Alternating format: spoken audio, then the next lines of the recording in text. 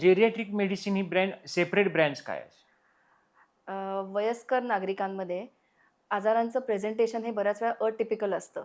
म्हणजे एखाद्याला कुठलं इन्फेक्शन झालं, let's say commonly lung infection किंवा युरिनचं इन्फेक्शन एखाद्या यंगस्टरमध्ये झालं, तर त्याच्यामध्ये हाय ताप दिसेल, हाय ग्रेड फीव्हर दिसेल.